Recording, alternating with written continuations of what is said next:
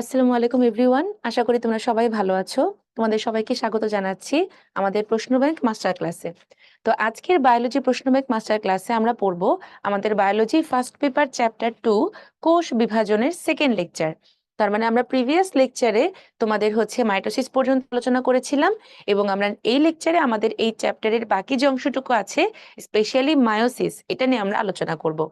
So তোমাদের কাছ থেকে আমি আশা করব যে তোমরা অবশ্যই এই অ্যানালাইসিসটা শোনার আগে নিজের একবার চ্যাপ্টারটা পড়ে নিবে, প্রশ্নগুলো সলভ করার ট্রাই করবে। এরপরে তোমরা যে আমাদের এই লেকচার ক্লাসটা দেখে নিজেদের মিস্টেকগুলো ঠিক করে নিবে, বা যদি পড়তে গিয়ে কোনো প্রবলেম ফেস করো বা কোনো বেসিকের প্রবলেম থাকে, ইনশাআল্লাহ তোমাদের সেই প্রবলেমগুলো সলভ হয়ে যাবে। তাহলে চলো আমরা শুরু করি। বিসমিল্লাহির রহমানির রহিম। আমাদের আজকের লেকচারে আমরা মায়োসিস নিয়ে পড়াশোনা করব এবং একটা কোষের মৃত্যু কিভাবে হচ্ছে সেটা সম্পর্কে আমরা কালকে প্রিভিয়াস লেকচারে একটু জেনেছিলাম, এই লেকচারেও জানবো এবং ক্রসওভার সম্পর্কে জানবো। তাহলে দেখো, মিওসিস থেকে আমাদের ভার্সিটিতে হিউজ কোয়েশ্চেন এসেছে, তাই না বলো? ভার্সিটিতে আমরা হিউজ কোয়েশ্চেন পেয়েছি মিওসিস থেকে, এবং ঘুরে ফিরে সবই কিন্তু প্যাকাইটিন থেকে। তুমি যা পড়বা দেখবা ঘুরে ফিরে সব প্রশ্ন প্যাকাইটিন থেকে আসে।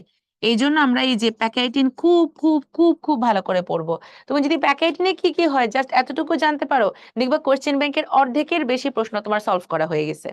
তাহলে চলো আমরা দেখি। সবার প্রথমে তোমার মায়োসিস। তাহলে আমরা মনে আছে কিনা জানি না, মাইটোসিসে পড়েছিলাম যে মাইটোসিস নামকরণ করেন ওয়াল্টার ফ্লেমিং, কিন্তু ক্যারিওকাইনেসিস এই নামকরণটা করেন কে বলতো? স্লাইখার। তাহলে ঠিক সেম ভাবে মিওসিসে আমরা অনেক তোমার তর্ক বিতর্ক জানবো।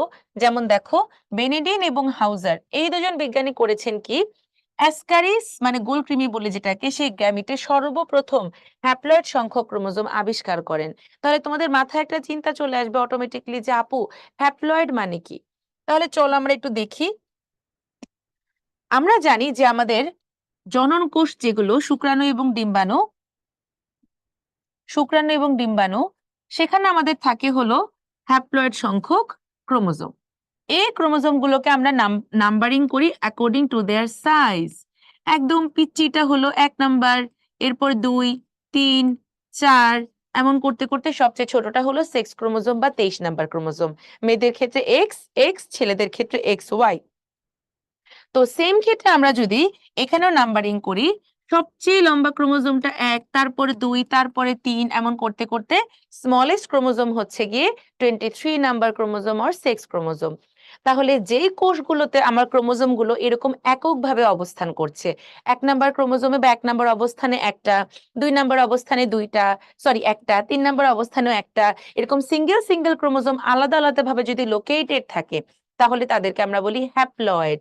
তাহলে এই যে আমাদের যে জনন কোষগুলো, সেই জনন কোষগুলোকে আমরা বলবো হ্যাপ্লয়েড।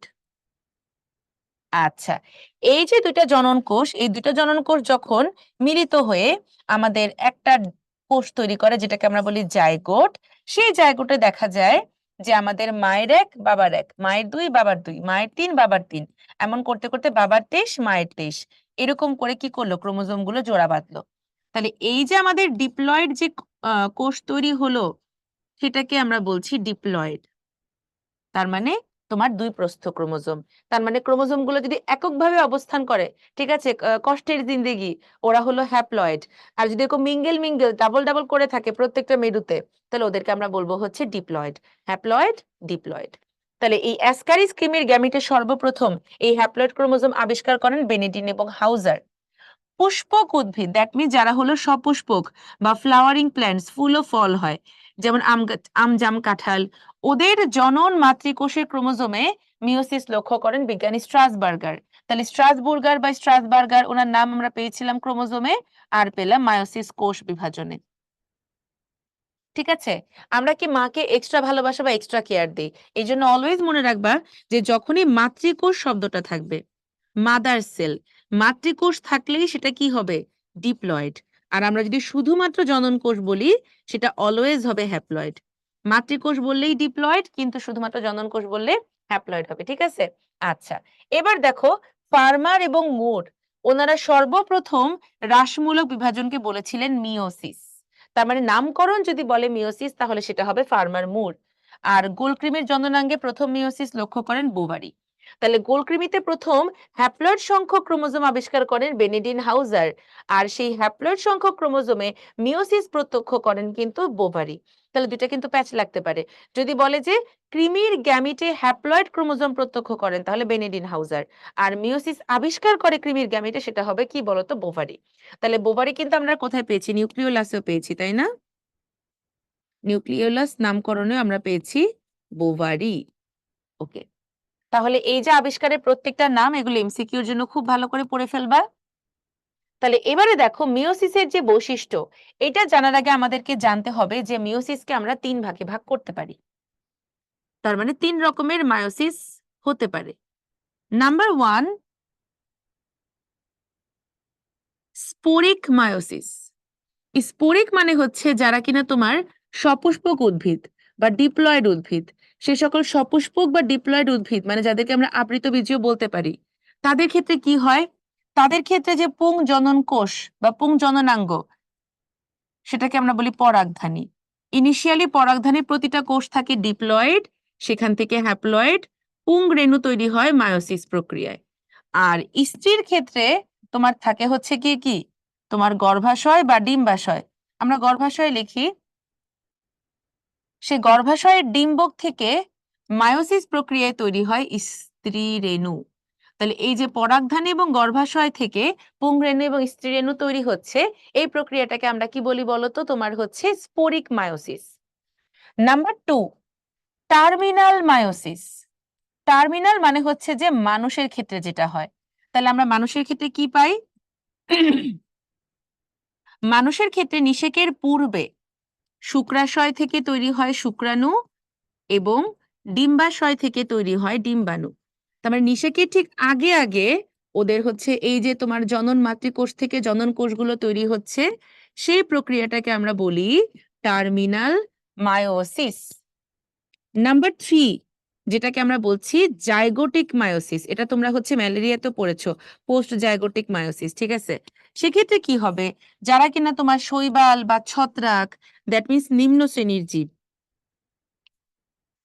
শৈবাল বা ছত্রাক, দ্যাট মিনস যারা হলো হ্যাপ্লয়েড জীব, কৃমির ক্ষেত্রে প্রযোজ্য, হ্যাঁ ব্যাকটেরিয়া, ওদের ক্ষেত্রে কি হবে, যখন নিষেকের ফলে শুক্রাণু আর ডিম্বাণু মিলে ডিপ্লয়েড জাইগোট তৈরি হয়, সেই জাইগোটের উপরে তোমার কি হয়, মায়োসিস হয়। তাহলে তোমার নিম্ন শ্রেণীর হ্যাপ্লয়েড জীবে শৈবাল ছত্রাকে জাইগোট তৈরির পর জাইগোটের উপরে মায়োসিস হলে that is called zygotic meiosis. তাহলে পরীক্ষায় প্রশ্ন আসতে পারে আম গাছের মায়োসিস কি ধরনের, স্পোরিক, মানুষের মায়োসিস কি ধরনের, টার্মিনাল, শৈবাল বা ছত্রাক বা ব্যাকটেরিয়ার মায়োসিস কি ধরনের, জাইগোটিক মায়োসিস। বোঝা গেছে?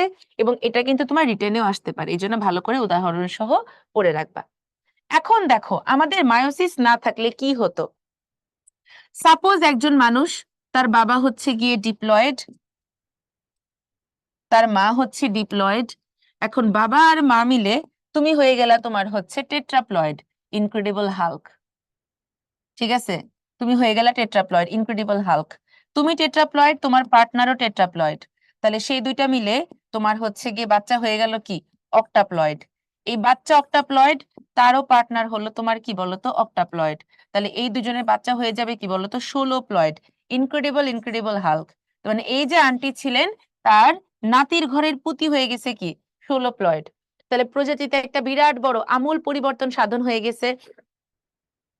তাহলে যারা উচ্চ শ্রেণীর ডিপ্লয়েড জীব, তাদের ক্ষেত্রে তোমার মিওসিসটা কখন হবে, তাদের ক্ষেত্রে মিওসিসটা হবে নিষেকের পূর্বে। তার মানে জনন মাতৃকোষ থেকে ওদের অলরেডি মিওসিস হয়ে হ্যাপ্লয়েড সংখ্যক জনন কোষ তৈরি হবে। তাহলে ওদের ক্ষেত্রে মিওসিসটা কোথায় হচ্ছে, নিষেকের পূর্বে। নিষেকের পূর্বে কার উপর হচ্ছে, জনন মাতৃকোষ থেকে জনন কোষ তৈরিকালে, যেটাকে আমরা টার্মিনাল মায়োসিস বলেছিলাম। ওকে, তাহলে ডিপ্লয়েড জীব যারা আছে তাদের ক্ষেত্রে আমূল পরিবর্তন সাধন বন্ধ করার জন্য আমার নিষেকের আগে, এই শুক্রাণু ডিম্বাণু মিলিত হয়ে যাওয়ার আগে মিওসিস হবে, কার উপরে হবে, জনন মাতৃকোষ থেকে জনন কোষ সৃষ্টিকালে। At the same time same জিনিসটা আমরা যদি হ্যাপ্লয়েড জীবের ক্ষেত্রে বলি, তাহলে হ্যাপ্লয়েড বাবা আর হ্যাপ্লয়েড মা মিলে কি হয়ে যায়, ইনক্রেডিবল হাল্ক, ডিপ্লয়েড বাচ্চা হয়ে যায়। তাহলে ওরা যেহেতু নিজেরা হ্যাপ্লয়েড, ওদের ক্ষেত্রে একটা আমূল পরিবর্তন সাধিত হয়ে যাচ্ছে। সো ওদের মায়োসিসটা হবে নিষেকের পরে জাইগোট কোষে। যাতে বাবা মার মতো সন্তানগুলো কি হতে পারে, হ্যাপ্লয়েড হতে পারে। তাহলে যারা নিম্ন শ্রেণীর হ্যাপ্লয়েড জীব, শৈবাল বা ছত্রাক বা ব্যাকটেরিয়া, ওদের মায়োসিস হবে নিষেকের পরে জাইগোট কোষে। তাহলে উচ্চ শ্রেণীর জীবে হবে নিষেকের আগে জনন মাতৃকোষে, নিম্ন শ্রেণীর জীবে হবে নিষেকের পরে জাইগোট কোষে। এই দুইটা জিনিস তোমাদের বইতে লেখা আছে যে কোথায় মায়োসিস আর মানে কখন হয়, নিষেকের আগে না পরে। খুব বুঝে সুন্দর করে অ্যান্সার করবা, ঠিক আছে? তাহলে আমরা চলো দেখে ফেলি মায়োসিসের বৈশিষ্ট্যগুলো। তাহলে কোথায় হচ্ছে? ডিপ্লয়েড জীবে সাধারণত জনন মাতৃকোষে হয়, কখনোই হ্যাপ্লয়েড জীবে হয় না, অলওয়েজ ডিপ্লয়েড থেকে হ্যাপ্লয়েড তৈরিকালে হয়। এই ধরনের কোষ বিভাজনে নিউক্লিয়াস পরপর দুবার কিন্তু ক্রোমোজোম মাত্র একবার বিভাজিত হয়, ফলে নতুন সৃষ্ট কোষে ক্রোমোজোম সংখ্যা মাতৃকোষের ক্রোমোজোম সংখ্যার অর্ধেক হয়। সাপোজ আমার বাসায় 4টা সন্দেশ আছে, এখন তোমরা 4জন আমার বাসায় আসলা, আমি করলাম কি 4জনের প্রত্যেককে তোমার একটা একটা করে সন্দেশ দিলাম। তোমরা সবাই খুব মাইন্ড করলা যে কি আপুর বাসায় গেছে, আপু মাত্র একটা সন্দেশ খেতে দিছে, আমি তো দেখছি আপুর কাছে 4টা সন্দেশ ছিল। এরপরের দিন যখন তোমরা আমার বাসায় আসলে আমি বুঝতে পারছি যে আগের দিন তোমরা সেন্টি খাইছিলা তোমাদেরকে একটা সন্দেশ দেওয়াতে। আমি করলাম কি সন্দেশগুলোকে মাঝখান থেকে কেটে টুকরা টুকরা করে 4টা সন্দেশকে 8 পিস বানাইলাম। এবার তোমাদের প্রত্যেককে 2 পিস করে দিয়ে দিলাম। এখন তোমরা খুশি যে না আমরা সব প্রত্যেককে 2 পিস করে পেয়েছি। আবার আমার কাছে 4টা সন্দেশ ছিল, তোমরা হচ্ছে 2জন আসছো, তোমাদেরকে 2টা করে দিছি। তখন তোমরা মন খারাপ করলে, আপু নিজে তো 4টা রাখছে, আমাদেরকে 2টা করে দিছে। নেক্সট দিন আমি করলাম কি 4টা সন্দেশকে 2 ভাগ করে 8 টুকরা করলাম, তোমাদের দুজনকে 4 টুকরা করে দিলাম। তাহলে আমার কাছে 8 টুকরা ছিল, তোমাদের কাছে এখন তোমার কি আমার কাছে 4 টুকরা ছিল, তোমাদের কাছে 4 টুকরা করেই আছে। তার মানে মিওসিসে কি হয়? মাইটোসিসে আমরা দেখছিলাম ক্রোমোজোমটা যখন 2টা ক্রোমাটিড হয়ে যায়, অপত্য ক্রোমাটিড গুলো এরকম ছিঁড়ে 2 টুকরা হয়ে 2 মেরুতে চলে গেছিল। তার মানে ছিঁড়ে 2 টুকরা হয়ে গেছে। এক্ষেত্রে প্রথম যেটা মায়োসিস 1, আমরা যেটাকে কি বলছি বলতো? মায়োসিস 1। সেক্ষেত্রে জাস্ট 46 থেকে 2 ভাগ হয়ে 23টা করে চলে যায়। তার মানে নিউক্লিয়াস বিভাজিত হলো, ক্রোমোজোম বিভাজিত হলো। এখানে কিন্তু ছিঁড়ে 2 টুকরা হয়নি। পরের দশায় কি হবে? ওই যে জাস্ট লাইক মাইটোসিস, এক্ষেত্রে কি হবে? ছিঁড়ে 2 টুকরা হয়ে তোমার শুধুমাত্র কি হলো? নিউক্লিয়াসটা বিভাজিত হলো, এখানে আর ক্রোমোজোমটা 2টা কোষে ডিস্ট্রিবিউট হয়ে যায়নি। তার মানে নিউক্লিয়াস পরপর 2বার কিন্তু ক্রোমোজোম মাত্র একবার বিভাজিত হয়। প্রোফেজ 1টা অনেক দীর্ঘস্থায়ী দেখে এটাকে আমরা আবার 5টা উপপর্যায়ে বিভক্ত করতে পারি। হোমোলোগাস ক্রোমোজোম জোড়া বেঁধে বাইভ্যালেন্ট সৃষ্টি হয়, এটা আমরা একটু পরে দেখব, যেটা হচ্ছে গিয়ে প্রোফেজ 1 এর তোমার হচ্ছে জাইগোটিন দশায় হয়। এরপরে কি বলছে তোমার? কায়াজমা সৃষ্টি, ক্রসিং ওভার, এটা তোমার প্যাকাইটিন, আমরা একটু পরে সব পড়বো, ওদের যখন বর্ণনাগুলো দেখবো, ঠিক আছে? আচ্ছা, একটি মাতৃকোষ থেকে 4টা হ্যাপ্লয়েড অপত্য কোষ এবং ক্রোমোজোমের স্বতন্ত্র বিন্যাস। স্বতন্ত্র বিন্যাস মানে পিতা বা মাতৃকোষ থেকে প্রত্যেকটা বৈশিষ্ট্য বা জিন আলাদা আলাদা করে অপত্য কোষগুলোতে বিন্যস্ত হবে। ক্রসিং ওভারের ফলে স্বতন্ত্র বিন্যাস ঘটে বলে এরা কখনোই হুবহু মাতৃকোষের সমগুণ সম্পন্ন হয় না। তার মানে পিতার বৈশিষ্ট্য মাতার বৈশিষ্ট্য ক্রসিং ওভার করে পুরোপুরি সেপারেট 2টা বৈশিষ্ট্য হয়ে গেল। সাপোজ বাবা ছিল লম্বা, মা ছিল খাটো, তুমি হয়ে গেলা মাঝারি। বাবা ছিল ফর্সা, মা ছিল কালো, তুমি হয়ে গেলা শ্যামলা। তার মানে নতুন বৈশিষ্ট্য সৃষ্টি হচ্ছে, আমরা মেন্ডেলে পড়েছিলাম। মায়োসিস শেষে নতুন কোষে চারিত্রিক বৈশিষ্ট্যের নতুন নতুন আবির্ভাব ঘটে, যেটা কিনা প্রকরণ সৃষ্টিতে এবং বৈচিত্র্য সৃষ্টিতে খুবই তাৎপর্যপূর্ণ। ওই যে বললাম লম্বা খাটো মিলে মাঝারি, ফর্সা কালো মিলে কি হয়ে গেল? শ্যামলা। Just like that. নিম্ন শ্রেণীতে তাহলে এই যে পয়েন্টটা ইম্পর্টেন্ট, মিওসিস হবে নিষেকের পর জাইগোটে। সর্বদাই টয়েসেন সংখ্যক কোষ হবে, কারণ হ্যাপ্লয়েডে হলে তো তোমার হাফপ্লয়েড হয়ে যায়, হাফপ্লয়েড বলে কোনো কোষ নাই, ঠিক আছে? ডিএনএ এর দ্বিতন হয় প্রোফেজ 1 এর পূর্বে। তার মানে আমরা দেখেছিলাম যে মাইটোসিস প্রক্রিয়ায় রেপ্লিকেশন হয়েছিল 2টা মাইটোসিসের মাঝখানে ইন্টারফেজ দশায়, কিন্তু মিওসিসে 2টা মিওসিসের মাঝখানের যে দশা সেটাকে আমরা বলি ইন্টারকাইনেসিস। এই ইন্টারকাইনেসিসে কিন্তু ডিএনএ এর কোনো রেপ্লিকেশন হয় না, ওদের রিপ্লিকেশনটা তোমার প্রোফেজ 1 শুরু হওয়ার আগে হয়ে যায়। এটা খুব ইম্পর্টেন্ট একটা differentiating point between interphase and interkinesis. তোমাদের কিন্তু রিটেনে ইন্টারফেজ এবং ইন্টারকাইনেসিসের পার্থক্য আসতেই পারে, সংজ্ঞা দিবা দেন রেপ্লিকেশনের কথাটা বলে দিবা। আবার ইন্টারফেজে 3টা উপদশা আছে, বাট ইন্টারকাইনেসিসে আমরা কোনো উপদশা পাই না, তোমাদের বইতে সুন্দর করে দেওয়া আছে। তাহলে দেখো মায়োসিস প্রক্রিয়াকে আমরা 2 পর্যায়ে ভাগ করছি, মায়োসিস 1 এবং মায়োসিস 2। প্রত্যেকটাতে আবার প্রোফেজ, মেটাফেজ, অ্যানাফেজ, টেলোফেজ করে আছে। প্রোফেজ 1টা অনেক দীর্ঘ দেখে আমরা এটাকে আবার 5টা উপপর্যায়ে ভাগ করেছি। ভেরি ভেরি ইম্পর্টেন্ট, তোমাদের পরীক্ষা কোশ্চেন এখান থেকেই আসবে। ঠিক আছে? তাহলে চলো আমরা মায়োসিস 1 এর প্রোফেজ 1, যেটা কিনা সম্পন্ন করতে শুক্রাশয় 1 সপ্তাহ সময় লাগে, এটা পড়ি। প্রোফেজ 1 এর প্রথম উপধাপ হচ্ছে লেপটোটিন। লেপটোস মানে হলো থিন, চিকন। এখানে কি হবে, যথারীতি আমার মাইটোসিসে প্রোফেজের মতোই তোমার জল বিয়োজন হবে, ওরা খাটো মোটা হবে, রঞ্জক ধারণ ক্ষমতা প্রাপ্ত হবে। এই যে গুটি গুটি কিছু চর্মরোগ দেখা যায় যাদেরকে বলে ক্রোমোমিয়ার। ঠিক আছে, লেপটোটিনে ক্রোমোজোম গুলো ল্যাপটায় থাকে। যার স্কিন ডিজিজ আছে তার সাথে তুমি যদি ল্যাপটায় থাকো, তোমারও স্কিন ডিজিজ, চুলকানি হবে। তাহলে লেপটোটিনে ক্রোমোজোম ল্যাপটায় থাকে দেখে চর্মরোগ ক্রোমোমিয়ারের মতো দেখা যায়। এবং এখানে ক্রোমোজোমের কি হবে, পোলারাইজড বিন্যাস। এটা অ্যাকচুয়ালি প্রাণী কোষে হয়। এই জিনিসটা অনেক কিউট। প্রাণী কোষে কি দেখা যায় যে যতগুলো ক্রোমোজোমের সেন্ট্রোমিয়ার আছে সবগুলো একদম কোষ ঝিলির কাছাকাছি বিন্যস্ত হয়। কোষ ঝিলি কাছাকাছি বিন্যস্ত হওয়াতে এদের এগুলো কি দেখা যায়, ওভারল্যাপিং হতে দেখা যায়। ঠিক আছে, তাহলে এই যে ওভারল্যাপিং হয়ে একটা ফুলের বুকের মতো বিন্যাস হলো, এটাকে বলা হয় বুকে বা পোলারাইজড বিন্যাস। সেন্ট্রোমিয়ার গুলো নিউক্লিয় ঝিলির কাছাকাছি একত্র হওয়াতে এদেরকে ফুলের তোড়ার মতো দেখা যায়, যাদেরকে আমরা কি বলি, বুকে। ওকে, জাইগোটিন মানে হচ্ছে জাইগোস মানে জোয়াল বা মানে একত্রীকরণ। তার মানে আমাদের লেপটোটিন দশায় এই যে তোমার ক্রোমোজোম গুলো খাটো মোটা হয়েছিল, এবার আমরা কি বলেছিলাম যে যখন আমাদের জাইগোট ফরমেশন হবে তখন পিতার কাছ থেকে একটা করে ক্রোমোজোম, মাতার কাছ থেকে একটা ক্রোমোজোম জোড়া বাঁধবে। এই যে পিতার একটা ক্রোমোজোম এবং মাতার একটা ক্রোমোজোম যে একসাথে এইভাবে করে জোড়া বাঁধতেছে, এই এক জোড়া ক্রোমোজোমকে আমরা বলি হোমোলোগাস বা সমসংস্থ। তাহলে এই পর্যায়ে এসে আমার কি হবে, বাবার একটা ক্রোমোজোম এবং মায়ের 1 নাম্বার, বাবার 2 নাম্বার, মায়ের 2 নাম্বার, এরকম জোড়া জোড়া বাঁধবে। কখনোই কিন্তু এরকম হবে না যে 1 এর সাথে 3, 4 এর সাথে 2, অলওয়েজ আপনি বানাতে জোড়ি। তাহলে এই যে তোমার ওরা যে জোড়া বাঁধলো, এটাকে প্রক্রিয়াটাকে বলা হয় সিন্যাপসিস এবং এক জোড়া ক্রোমোজোমকে বলা হয় বাইভ্যালেন্ট।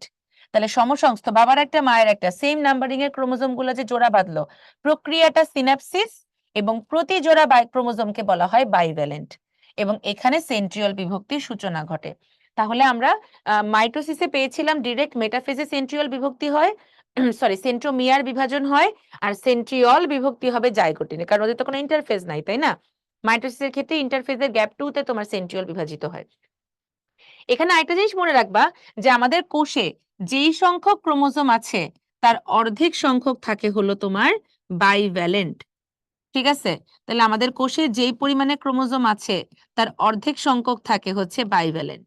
তাহলে তোমরাই হিসাব করো তো যে আমাদের কয়টা বাইভ্যালেন্ট থাকবে।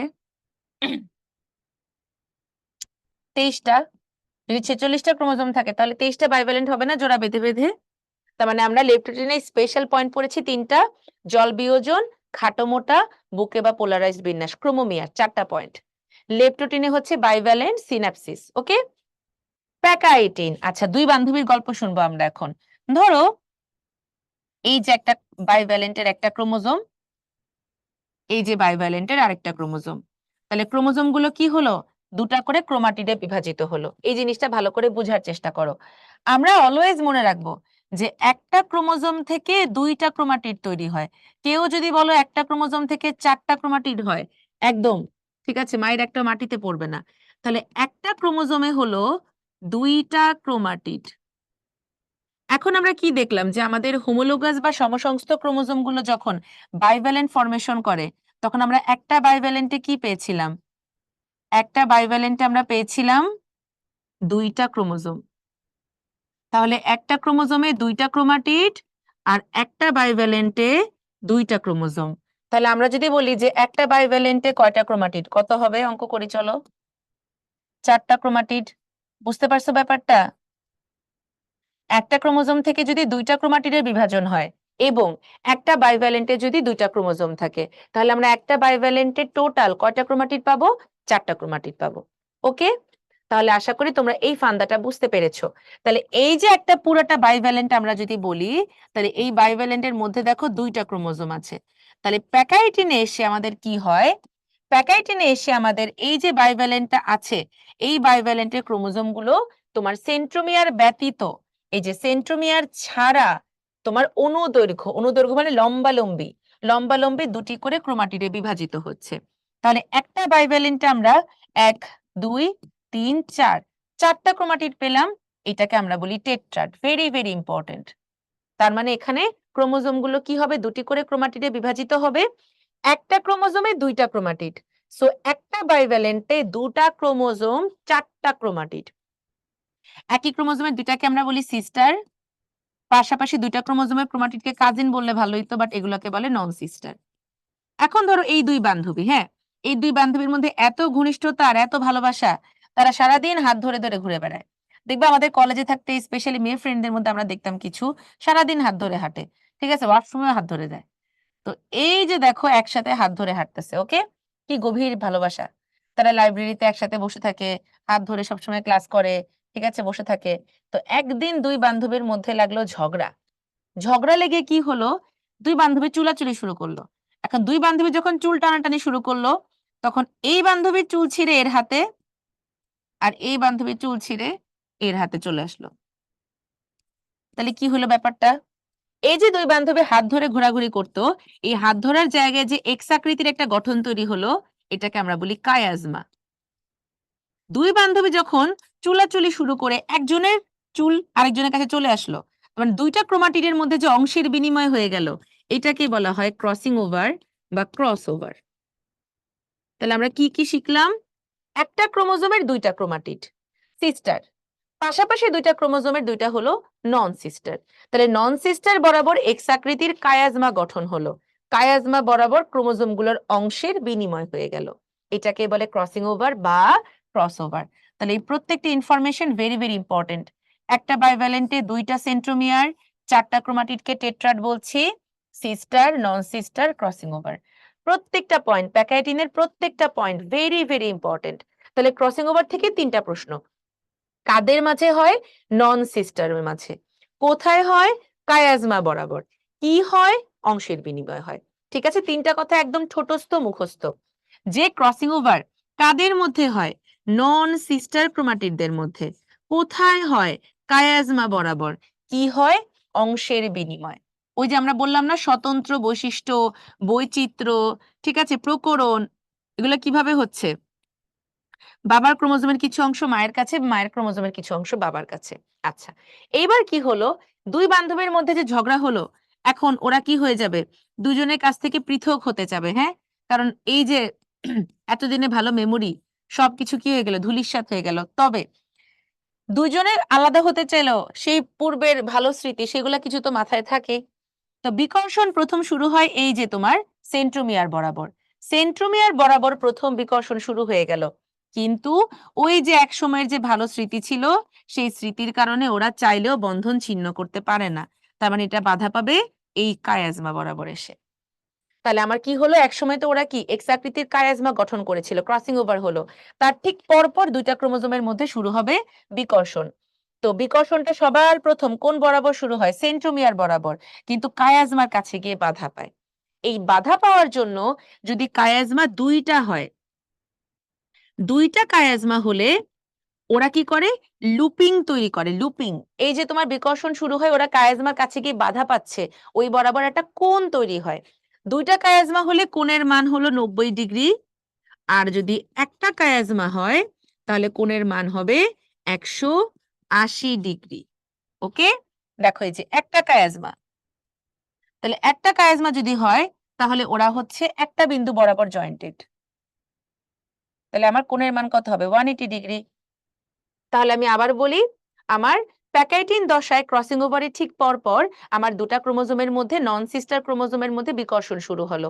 প্রথম বিকর্ষণ বা রিপালশন, ইংরেজিগুলা কিন্তু মনে রাখবা, তোমরা তো আবার বাপের নামের আগে মোহাম্মদ যোগ করলে বাপরে চিনো না, সারা জিন্দেগি পড়ে আসছো বিকর্ষণ, পরীক্ষা হলে রিপালশন দিলে তোমরা আর চিনো না, ঠিক আছে। তাহলে প্রথম সেন্ট্রোমিয়ার বরাবর বিকর্ষণ শুরু হবে, যেটা বাধা পাবে কায়াজমার কাছে গিয়ে, যার কারণে ক্রোমোজোমটা অ্যাঙ্গেল করে ঘুরে যায়, লুপিং হয়। দুইটা কায়াজমা হলে লুপিং 90 ডিগ্রি, একটা কায়াজমা হলে লুপিং 180 ডিগ্রি। এই যে তোমার ক্রোমোজোম গুলো প্রান্তের দিকে সরে যাচ্ছে, এই প্রান্তের দিকে সরে যাওয়াটাকে বলা হয় টার্মিনালাইজেশন বা প্রান্তীয়করণ, টার্মিনালাইজেশন বা প্রান্তীয়করণ। তাহলে দেখো দুটি ক্রোমোজোমের সেন্ট্রোমিয়ারের মধ্যে প্রথম এবং ব্যাপকভাবে বিকর্ষণ শুরু হয়, যার কারণে লুপের সৃষ্টি হবে। এই প্রান্তের দিকে সরে যাওয়াকে প্রান্তীয়করণ বলে, সংজ্ঞাগুলো রিটেনের জন্য পড়বা। আবর্তনের ফলে লুপ 90 ডিগ্রি কোণ করে অবস্থান করে, একটি মাত্র কায়াজমা হলে 180। এই দশায় এসে এইবার নিউক্লিয়ার মেমব্রেনের বিলুপ্তি ঘটে। তাহলে মাইটোসিসে আমরা প্রোফেজে পেয়েছিলাম বিলুপ্ত হতে শুরু করে প্রোফেজ, সম্পূর্ণরূপে হয় প্রোমেটাফেজ, বিলুপ্ত থাকে মেটাফেজ। আর এখানে প্রোফেজের এতগুলো পর্যায়ের মধ্যে আমরা সেন্ট্রিওলের বিভক্তি পেয়েছিলাম কোথায়? জাইগোটিনে। আর নিউক্লিয়ার মেমব্রেনে বিলুপ্তি ঘটে গেছে কোথায় বলতো? তোমার ডায়াকাইনেসিসে। ঠিক আছে, এখানে আমরা তোমার প্রতিটা ক্রোমোজোমের কিছু ধাত্র পদার্থ বা ম্যাট্রিক্সও দেখতে পাই। তাহলে আমি আবারও বলে যাই, চলো। লেপটোটিনে তোমার হচ্ছে জল বিয়োজন খাটো মোটা, ক্রোমোমিয়ার দেখা যাবে, প্রাণী কোষে দেখা যাবে পোলারাইজড বিন্যাস বা বুকে। পোলারাইজড বা বিন্যাস বা বুকে বলতে কি বোঝায়? হ্যাঁ, এটা কিন্তু পরীক্ষায় তোমার রিটেনে আসতে পারে। জাইগোটিনে হোমোলোগাস বা সমসংস্থ ক্রোমোজোমগুলো জোড়া বাঁধবে। জোড়া বাঁধার প্রক্রিয়াকে বলে সিন্যাপসিস। প্রতিটা জোড়া বাঁধা ক্রোমোজোমকে বলে বাইভ্যালেন্ট।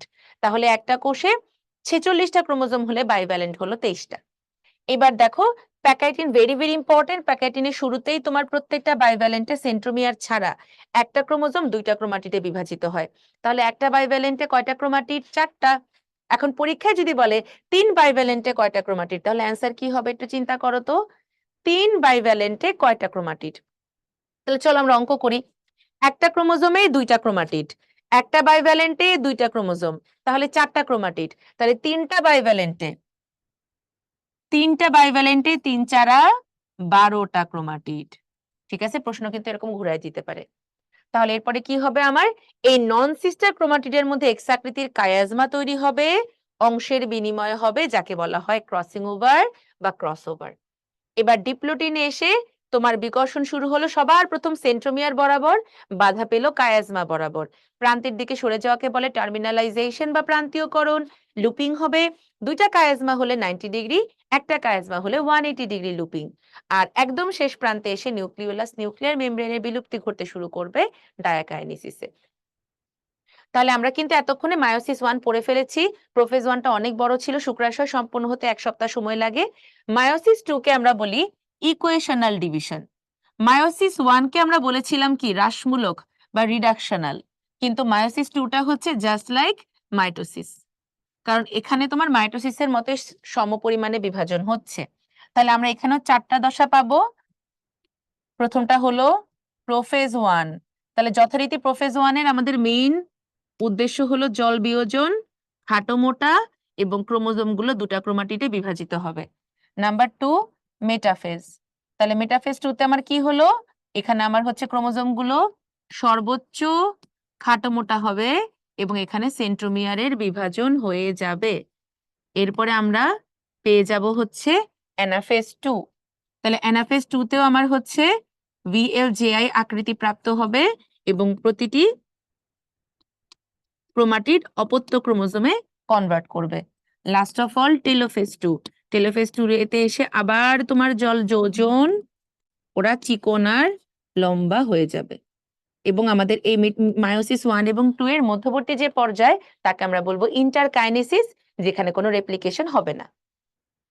তাহলে দেখো মায়োসিসের গুরুত্ব, এটা কিন্তু তোমাদের রিটেনেও আসতে পারে। আর এমসিকিউর জন্য তোমরা যদি মাইটোসিসটা পড়ো, মায়োসিস পড়া লাগবে না, মায়োসিস পড়লে মাইটোসিস পড়া লাগবে না, কারণ অপশনে তো তোমরা এক্সক্লুড করতে পারবা। তো আমরা এটা একটা ছন্দ দিয়ে মনে রাখতে পারি, প্রজাতির বৈচিত্র্যের জন্য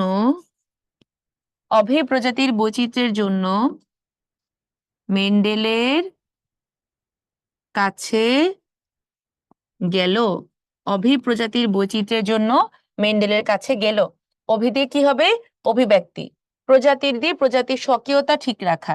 বৈচিত্র্যের জন্য বৈচিত্র্যের সৃষ্টি, জন্য দিয়ে তোমার হচ্ছে যৌনক্রম আর জননকোষ সৃষ্টি। ঠিক আছে, এরপরে মেন্ডেলের দিয়ে মেন্ডেলের সূত্রে ব্যাখ্যা প্রদান করা, কাছে দিয়ে ক্রোমোজোমের সংখ্যা ধ্রুব রাখা, গেলো দিয়ে গ্যামেট সৃষ্টি ও বংশবৃদ্ধি। তার মানে বুঝতেই পারছো, ক্রোমোজোমের সংখ্যার সমতার কথা বললে মাইটোসিস, ধ্রুব বললে মায়োসিস। জননকোষের সংখ্যা বৃদ্ধি বললে মাইটোসিস, জননকোষ সৃষ্টি বললে কিন্তু মায়োসিস। আর যত রকম বৈচিত্র্য, অভিব্যক্তি, প্রকরণ, মেন্ডেল, এভরিথিং ইজ মায়োসিস। ঠিক আছে, গুরুত্বটা ভালো করে পড়বা। তাহলে কোষ বিভাজনের কোন উপপর্যায়ে কায়াজমা তৈরি হয়? একই জিনিস দেখবে, এখানে বেশিরভাগের অ্যান্সারই হলো প্যাকাইটিন। টেট্রাড সমূহ পাওয়া যায়, প্যাকাইটিন। সমসংস্থ ক্রোমোজোমের মধ্যে সিন্যাপসিস ঘটে, সিন্যাপসিসের বাইভ্যালেন্ট আমরা কোথায় পেয়েছিলাম? জাইগোটিন। স্পোরোফাইটিক উদ্ভিদে কোথায় মায়োসিস হয়? তার মানে স্পোরোফাইটিক বলতে বোঝানো হয়েছে যারা কিনা ডিপ্লয়েড সপুষ্পক উদ্ভিদ, তাহলে জনন মাতৃকোষে, তাই না? আচ্ছা, এরপরে দেখো কত সংখ্যক মাইটোটিক বিভাজনে 128টি অপত্য কোষ উৎপন্ন হবে? এটা কিন্তু একটা ম্যাথমেটিক্যাল কোয়েশ্চেন। সূত্রটা হচ্ছে আমাদের মাইটোসিস কতবার হবে? এটা হলো 2 to the power n। n দিয়ে বোঝায় কি? মাইটোসিসের সংখ্যা। তাহলে 2 to the power n equal to কত? এখানে 128। তাহলে আমার 2 টু দি পাওয়ার n সংখ্যক n হলো কতবার মাইটোসিস হয়েছে, আর 2 টু দি পাওয়ার n হচ্ছে মাইটোসিসের ফলে সৃষ্ট কোষ সংখ্যা। তাহলে মাইটোসিসের ফলে সৃষ্ট কোষ সংখ্যা, মাইটোসিসের ফলে সৃষ্ট কোষ সংখ্যা হলো 2 টু দি পাওয়ার n। তো 2 to the power n equal to দেওয়া আছে 128। তাহলে আমরা 128 কে যদি 2 এর সহগ দিয়ে প্রকাশ করতে চাই তাহলে সেটা কত হবে? 2 টু দি পাওয়ার 7। তাহলে n ইকুয়াল টু কত হবে? 7। ম্যাথ করে ফেললাম ছোটখাটো, ঠিক আছে? তাহলে অ্যান্সার কি হবে? 7। 7 বার যদি মাইটোসিস বিভাজন হয়, তুমি যদি ম্যানুয়ালিও করতে চাও, 2 দুগুণে 4, 3 দুগুণে 6, 6 দুগুণে 12, 12 দুগুণে না ভুলে গেল, 2 দুগুণে 4, ঠিক আছে। আবার হয়ে গেল তোমার 4 দুগুণে 8, ঠিক আছে। 8 দুগুণে 16, 16 দুগুণে 32, 32 দুগুণে 64, 64 দুগুণে 128। তাহলে কত হলো? 1 2 3 4 5 6 7। বোঝা গেছে? আচ্ছা, তাহলে এরপরে আমরা চলে যাই, দেখো কোষ বিভাজনের কোন পর্যায়ে কায়াজমা সৃষ্টি হয়? তার মানে কায়াজমা হলো প্যাকাইটিন। আচ্ছা, মিওসিস কোষ বিভাজনের প্রোফেজ 1 এর কোন উপপর্যায়ে নিউক্লিয়ার মেমব্রেনে বিলুপ্তি ঘটে? তাহলে লাস্টলি তোমার হচ্ছে বিলুপ্তি ঘটেছিল ডায়াকাইনেসিসে। দুটি নন সিস্টার ক্রোমাটিডের মধ্যে অংশের বিনিময় ক্রসিং ওভার। ক্রসিং ওভার দেখছো কতবার আসছে, দেখছো মানে হিসাব নাই কোনো। Crossing over pachytene, chiasma pachytene, tetrad pachytene, ঠিক আছে। আচ্ছা, টেট্রাড সমূহ পাওয়া যায় প্যাকাইটিন। বাইভ্যালেন্ট সৃষ্টি হয় জাইগোটিন। তার মানে দেখো জাইগোটিন আর প্যাকাইটিনটা কিন্তু পরীক্ষায় বেশি আসে। কোন উপপর্যায়ে ক্রসিং ওভার? প্যাকাইটিন। আচ্ছা, তাহলে মিওসিস কোষ বিভাজন কোথায় হবে? অলওয়েজ জনন কোষে, তাই না? আর মূল কাণ্ড, পাতার কোষ এগুলাতে হবে মাইটোসিস। সিনাপসিস ঘটে জাইগোটিন। সিনাপসিস বাইভ্যালেন্ট সবই তোমার জাইগোটিন। টার্মিনালাইজেশন ছিল কোথায়? ডিপ্লোটিনে, তাই না? প্যাকাইটিনের ঠিক পরের ধাপটা। টার্মিনালাইজেশন আরেক নাম কি বলেছিলাম? প্রান্তীয়করণ। সেন্ট্রোমিয়ার বরাবর বিকর্ষণ শুরু হয়, সেটা কায়াজমার কাছে গিয়ে বাধাপ্রাপ্ত হচ্ছে। তাহলে আমরা এখন ক্রসিং ওভারটা দেখি, চলো। আমরা কিন্তু অলরেডি পড়ে ফেলেছি। এই বিজ্ঞানীর নাম এবং সালটা লাগবে। থমাস হান্ট মর্গান 1909 সালে সর্বপ্রথম ক্রসিং ওভার বর্ণনা করেন। তাহলে কোষ বিভাজন মাইটোসিস ওয়াল্টার ফ্লেমিং, ক্যারিওকাইনেসিস স্লাইখার।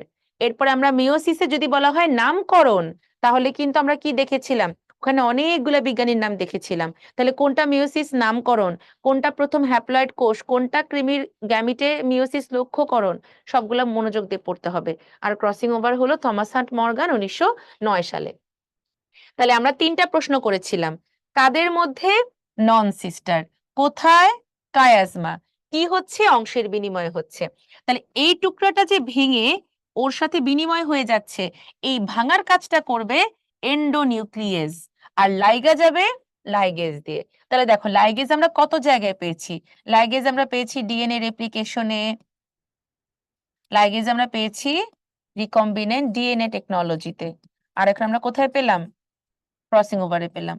ওকে, তাহলে মনে রাখবা যে যেখানে কোনো কিছু জোড়া লাগানোর কথাবার্তা আসবে সেখানে আমরা কি পাবো বলো তো? লাইগেজ পাবো, ঠিক আছে। আচ্ছা, তাহলে গুরুত্ব দেখবা সব বর্গের জ দিয়ে। জিনের নতুন বিন্যাস, জেনেটিক ভ্যারিয়েশন। ভ্যারিয়েশন মানে ওই যে বললাম বাবা লম্বা মা খাটো তুমি মাঝারি, তারপরে হচ্ছে মিষ্টি আর টক গাছের আম টক মিষ্টি। তাহলে জেনেটিক ভ্যারিয়েশন হচ্ছে অনেক রকম বৈচিত্র্য সৃষ্টি হচ্ছে। জিনগত পরিবর্তন, নতুন প্রজাতি এবং প্রকরণ। প্রকরণ মানে বৈচিত্র্য। জিনের সরলরৈখিক বিন্যাস বা অবস্থান প্রমাণ। এই যে আমাদের করোনা ভাইরাসের ভ্যাকসিন আবিষ্কার হলো, কিভাবে পসিবল হয়েছিল? কারণ আমাদের দুইজন মাইক্রোবায়োলজিস্ট একটা করোনার কোন নাইট্রোজেন বেজের পর কোন নাইট্রোজেন বেজ আছে এই ডিজাইনটা বের করতে পেরেছিলেন। এটাকে বলা হয় জিনোম সিকোয়েন্সিং, এবং এটাকে আমরা জিনের সরল রৈখিক বিন্যাসও বলতে পারি। এবং এটা হলো এক রকমের ম্যাপ, যে জিনে কোন নাইট্রোজেন বেজের পর কোন নাইট্রোজেন বেজ আছে, এই জেনেটিক ম্যাপও তৈরি করা যায় ক্রসিং ওভারের মাধ্যমে। ঠিক আছে, তাহলে তোমার ক্রসিং ওভারের গুরুত্বটাও রিটেনের জন্য একটু দেখে রাখবা। তাহলে ক্রোমোজোম আর জিনের মধ্যে কি পার্থক্য দেখো। ক্রোমোজোম গুলো ডিপ্লয়েড কোষে হোমোলোগাস আকারে থাকে, আর অ্যালিলিক জিন জোড়া হিসেবে থাকবে হচ্ছে ক্রোমোজোমের ভিতরে। এরপরে গ্যামেট সৃষ্টিকালে হোমোলোগাস ক্রোমোজোম পৃথক পৃথক গ্যামেটে যাবে, আর জিনগুলো হচ্ছে পৃথক গ্যামেটে যাচ্ছে। ক্রোমোজোম গুলো স্বাধীনভাবে সঞ্চারিত হয়, জিনগুলোও স্বাধীনভাবে সঞ্চারিত হয়। হোমোলোগাস ক্রোমোজোম জোড়া বাঁধবে, এখানে অ্যালিলিক জিন একসাথে আসবে, ক্রোমোজোম সকল অবস্থায় ওদের অস্তিত্ব বজায় রাখে, জিনও সকল অবস্থায় তাদের অস্তিত্ব বজায় রাখে। তার মানে দেখছো, ক্রোমোজোম মানেই তো জিন। আমাদের যে নিউক্লিয়াস, এই নিউক্লিয়াসের যে তন্তুগুলো, এগুলো তো হলো ক্রোমাটিন। এই ক্রোমাটিনটা তৈরি হয়েছে কিভাবে? ডিএনএ এর কুণ্ডলী পাকানোর মাধ্যমে, আর ডিএনএ নির্দিষ্ট খণ্ডই তো জিন। তাহলে আমরা কি বলবো, যে আমাদের নিউক্লিয়াসের মধ্যে ক্রোমোজোম, ক্রোমোজোমের মধ্যে ডিএনএ, আর ডিএনএ এর মধ্যে জিন, তাই না? তাহলে ক্রোমোজোম আর জিনের মধ্যে তো সব মিল থাকবেই। আচ্ছা, মাইটোসিস মিওসিসের পার্থক্য কিন্তু রিটেনে আসতে পারে, খুব ভালো করে পড়বা। যে মাইটোসিস হচ্ছে দেহকোষে দেহ বৃদ্ধি করে, মিওসিস হয় জনন মাতৃকোষ থেকে গ্যামেট সৃষ্টিকালে, জনন কোষে না কিন্তু, ওটা হ্যাপ্লয়েড। মাতৃকোষ থেকে দুটো অপত্য কোষ, আর এখানে 4টা। নিউক্লিয়াস ক্রোমোজোম তোমার কি একবার বিভাজিত হবে, ওখানে নিউক্লিয়াস পরপর 2বার, ক্রোমোজোম একবার। ক্রোমোজোম সংখ্যা সমান এখানে অর্ধেক, এবং ইন্টারফেস পর্যায়টা মাইটোসিসের ক্ষেত্রে দীর্ঘস্থায়ী, আর এখানে পূর্বের ইন্টারফেস পর্যায়টা ক্ষণস্থায়ী। মানে এখানে যে তোমার মাইটোসিস ঠিক আগে হচ্ছে, ওখানে 3টে উপদশা থাকে, কিন্তু এখানে ছোটখাটো একটা পর্যায়। এখানে হোমোলোগাস ক্রোমোজোম গুলোর মধ্যে কোনো সিনাপসিস, কোনো bivalent, nothing. Crossing over, cross over, এগুলো সব তোমার মায়োসিসের বৈশিষ্ট্য। ঠিক আছে, যৌনক্রম বলো, প্রকরণ বলে, এগুলো আমরা কিছুই মাইটোসিসে পাবো না। ক্রোমোমিয়ার দেখা যাবে না। মধ্যক দশাটা হচ্ছে দীর্ঘস্থায়ী, আর ওদের হচ্ছে পর্যায়ে মধ্যক দশাটা হলো স্বল্পস্থায়ী। এখানে সেন্ট্রোমিয়ার সহ ক্রোমোজোম বিভাজিত হয়, আর মেটাফেজ 1-এ, যেটা কিনা তোমার মায়োসিসের ক্ষেত্রে সেন্ট্রোমিয়ার অবিভক্ত থাকে। তাহলে আমাদের মায়োসিসের ক্ষেত্রে সেন্ট্রোমিয়ারের বিভাজন তাহলে হবে কোথায়? মেটাফেজ 2-তে। ঠিক আছে, এটা কিন্তু মনে রাখবা, যে মায়োসিসের VLGI অ্যানাফেজ 2, সেন্ট্রোমিয়ারের বিভাজন মেটাফেজ 2, অপত্য ক্রোমোজোম অ্যানাফেজ 2, সব কিন্তু 2-তে হয়। আচ্ছা, তাহলে ডিএনএ রেপ্লিকেশন এখানে ইন্টারফেজ দশায় হবে, আর এখানে তোমার হবে কোথায়? প্রোফেজ দশায়। মাইটোসিসে নিউক্লিয়াস ক্রোমোজোম একবার, এটা বলে ফেলেছি অলরেডি, যে কোনো দশায় হয়, এটা কখনোই হ্যাপ্লয়েড দশায় হবে না। এটা ভালো করে মনে রাখবা। তাহলে ক্যারিওকাইনেসিসের অংশ 9, এখানে কিন্তু 9 খেয়াল করতে হবে। ঠিক আছে, আমাদের ইন্টারফেসটা কিন্তু কি তোমার প্রস্তুতি পর্যায়, এটা তোমার নিউক্লিয়াসের বিভাজনের মধ্যে পড়ে না। প্রোগ্রামড সেল ডেথ, পুষ্টির অভাবে যেটা হয়েছিল সেটা ছিল নেক্রোসিস। আর জেনেটিক্যালি কন্ট্রোল বা প্রোগ্রামড, যেটা কিনা আগে থেকে প্রোগ্রামিং করা আছে, সেটা কি হবে? অ্যাপোপ্টোসিস। ক্রসিং ওভার সম্পর্কে প্রথম ধারণা দেন বেনেডিক্ট হাউজার, এগুলো আমরা পেয়েছিলাম মায়োসিসে, তাহলে হবে থমাস হান্ট মর্গান। তাহলে প্রস্তুতি পর্যায়ে বলতে কি বোঝায়? আমরা কিন্তু এর আগের লেকচারেও এই সেম প্রশ্নটা দেখেছিলাম, যে আমাদের কোষ চক্রের যেই দশায় মাইটোসিস শুরুর পূর্ববর্তী সময়ে প্রস্তুতি গ্রহণ করা হয়, তাকে বলা হয় ইন্টারফেজ বা প্রস্তুতি পর্যায়। কোষ চক্রের 90 থেকে 95% সময় এখানে ব্যয় হয়। 3টা উপদশা আছে, G1S এবং G2। ওকে, মোটামুটি এতটুকু লিখলে কিন্তু 2.5 নাম্বার মার্কস মানে কভার হয়ে যাবে। তাহলে এই ছিল আমাদের লেকচার 2। আমরা মায়োসিস থেকে যে জিনিসটা সবচেয়ে ভালো করে পড়বো, সেটা কি হবে? সেটা হবে তোমার হচ্ছে রিটেনের জন্য আমি বলে দিচ্ছি, প্যাকাইটিনটা খুব ভালো করে জানতে হবে। প্যাকাইটিন থেকে MCQ আসে, তোমাকে রিটেনও দিয়ে দিতে পারে। যে কোনো গুরুত্ব, যে কোনো পার্থক্য রিটেনে চলে আসতে পারে। এছাড়াও তোমার হচ্ছে যে কিছু শর্টকাট হচ্ছে সংজ্ঞা আছে, যেমন বুকে বা পোলারাইজড বিন্যাস, ক্রসিং ওভার বা ক্রস ওভার, প্রান্তীয়করণ বা টার্মিনালাইজেশন। এই টাইপের সংজ্ঞাগুলো কিন্তু অনেক সময় আরেকটা প্রশ্নের সাথে লেজ লাগাই দিয়ে দিতে পারে। এজন্য এই সংজ্ঞাগুলো খুব ভালো করে পড়ে রাখবা। ওকে, তাহলে সবাই ভালো থাকো, সুস্থ থাকো। আল্লাহ হাফেজ।